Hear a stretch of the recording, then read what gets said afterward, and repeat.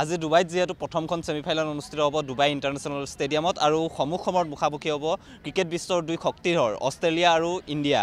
ইতিমধ্যে দেখা গৈছে যে বিগ মেচৰ বাজিগৰ বুলি কোৱা হয় যেহেতু কাংগাৰু বাহিনীক আৰু ICC যিসমূহ প্ৰতিযোগিতা আছে প্ৰতিযোগিতাসমূহ নকআউট পৰ্যায়ত এক শক্তিশালী প্ৰদৰ্শন আগবঢ়ায় অষ্ট্ৰেলিয়াই আৰু আনহাতে যদি ইণ্ডিয়াৰ কথা ক'বলৈ যাওঁ ইণ্ডিয়াই চলিত যি চেম্পিয়নছ ট্ৰফিত যথেষ্ট ভাল প্ৰদৰ্শন আগবঢ়াই আহিছে ভাৰতীয় স্পিনাৰৰ আচলতে ভেলকিবাজিত বিধ্বস্ত হৈছে পাকিস্তান নিউজিলেণ্ড বাংলাদেশৰ দৰে টিম ইতিমধ্যে আৰু এইবাৰ যেহেতু সেমিফাইনেলত অষ্ট্ৰেলিয়া মুখামুখি হ'ব আৰু 2023 19 নৱেম্বৰৰ যি বিশ্বকাপৰ ফাইনেল সেই ফাইনেলৰ প্ৰতিশোধ পূৰণৰ লক্ষ্যৰে আচলতে এইবাৰ 22 গজৰ যুঁজত অৱতীৰ্ণ হ'ব ৰোহিত বাহিনী আৰু যেহেতু খেলৰ বাতৰি দি আছোঁ আৰু খেলৰ যিসকল যিসকল খেলুৱৈ আছে আমাৰ লগত তেওঁলোকৰ কিছু কথা জানিবলৈ চেষ্টা কৰিম তেওঁলোকৰ মন্তব্য ল'বলৈ চেষ্টা কৰিম আজি যেহেতু চেম্পিয়নছ ট্ৰফিৰ সেমিফাইনেল আছে খেল আজি কোনটো দল জিকাৰ সম্ভাৱনা বেছি তোমাৰ মতে অষ্ট্ৰেলিয়া নে ইণ্ডিয়া সাপোর্টটো ইন্ডিয়াকে করো কিন্তু জিকারটো দুটা টিমে ভাল খেলে বর্তমান যদি স্টেটাস চাই আপনি দুটা টিমরে ভাল আছে আশা করো যাতে ইন্ডিয়ায় ভাল খেলে আর জয়লাভ করে নিশ্চয়কৈ দেখা গৈছে যে অষ্ট্ৰেলিয়া টিমটো যিসমূহ ICC প্ৰতিযোগিতা আছে বিশ্বকাপে হওক বা অন্য যিসমূহ প্ৰতিযোগিতা যথেষ্ট ভাল প্ৰদৰ্শন দেখায় নকআউট পৰ্যায়ত যথেষ্ট শক্তিশালী তেওঁলোক আনহাতে ইণ্ডিয়াই যথেষ্ট ভাল প্ৰদৰ্শন কৰি আছে কিন্তু 2023 নৱেম্বৰ মাহত বিশ্বকাপৰ ফাইনেলত আমাক হৰুৱাই থৈছে এইবাৰ কি আশা কৰা কি হ'ব এবাৰ আৰু হাৰ্ড ব্ৰেক হ'ব নালাগে আৰু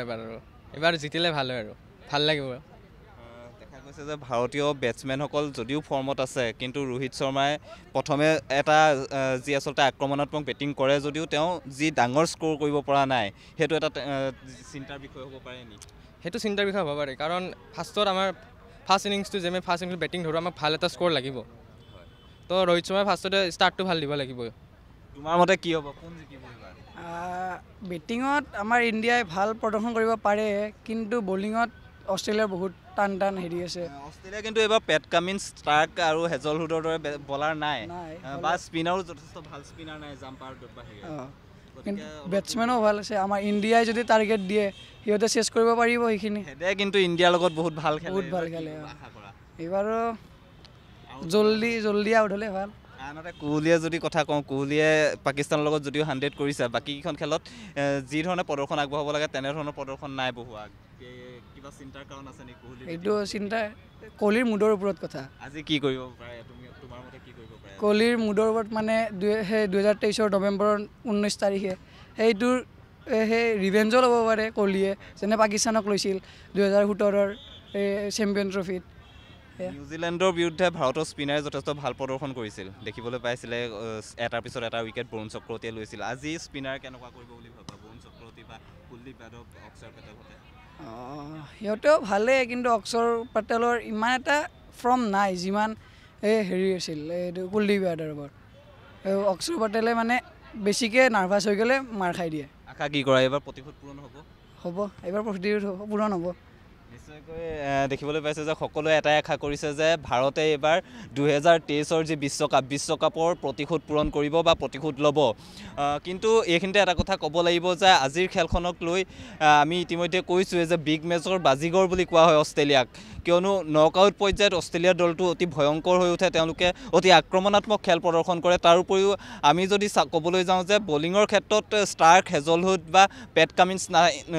যিহেতু নাই গতিকে বলিং কিছু দুৰ্বল আনহাতে স্পিনাৰৰ ক্ষেত্ৰত ডুবাই পিচ যিহেতু মন্থৰ গতিকে মন্থৰ পিছত স্পিনাৰ যথেষ্ট সহায়ক হ'ব কিন্তু স্পিনৰ ক্ষেত্ৰতো জাম্পা বা মেক্সৱেল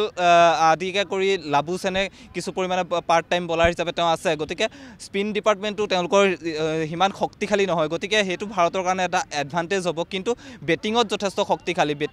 অষ্ট্ৰেলিয়া বেটিঙৰ কথা যদি আমি ক'বলৈ যাওঁ ট্ৰেভিছ হেডে হওক বা ষ্টিভেন স্মিথ হওক Maxwell Glenn Maxwell Labuschagne Jos English আদি যিসকল বেটছমেন আছে বেটাৰসকল যথেষ্ট আচলতে ভয়ংকৰ তেওঁলোকে বিস্ফোৰক ইনিংছ তেওঁলোকে খেলিব পাৰে যিকোনো মুহূৰ্তত আৰু ভাৰতৰ বাবে তেওঁলোক মূৰৰ কামনি হ'ব পাৰে কিন্তু ভাৰতৰ ক্ষেত্ৰতো আমি ক'বলৈ যাব পাৰোঁ যে বৰুণ চক্ৰৱৰ্তী কুলদীপ যাদৱ অক্ষৰ পেটেল এইসকল স্পিনাৰ কিন্তু মুখামুখি হোৱাটো সিমান এটা সহজ নহ'ব আচলতে অষ্ট্ৰেলিয়াৰ টিমটোৰ বাবে কিয়নো ডুবাইত ভাৰতে এতিয়ালৈকে 3খন মেচ খেলিছে এই চেম্পিয়নছ ট্ৰফিত কিন্তু অষ্ট্ৰেলিয়া যিহেতু ডুবাইত এতিয়ালৈকে খেলা নাই এইবাৰ চেম্পিয়নছ ট্ৰফিত গতিকে ভাৰতৰ বাবে কিছু ইজি হ'ব কিন্তু অষ্ট্ৰেলিয়া দলটোক নুই কৰিব নোৱাৰি নোৱাৰি কিয়নো অষ্ট্ৰেলিয়া এটা আচলতে যথেষ্ট শক্তিশালী দল বা নকআউটত তেওঁলোকে যথেষ্ট ভাল এক প্ৰদৰ্শন আগবঢ়াই আহিছে গতিকে অপেক্ষা এতিয়া 2:30 ডুবাই ইণ্টাৰনেশ্যনেল ষ্টেডিয়ামত অনুষ্ঠিত হ'ব প্ৰথমখন ছেমিফাইনেলত আৰু সকলো ভাৰতীয় এতিয়া এটাই আশা কৰিছে যে প্ৰথমখন ছেমিফাইনেলত জয়লাভ কৰি ফাইনেলত প্ৰৱেশ কৰক ৰোহিত বাহিনীয়ে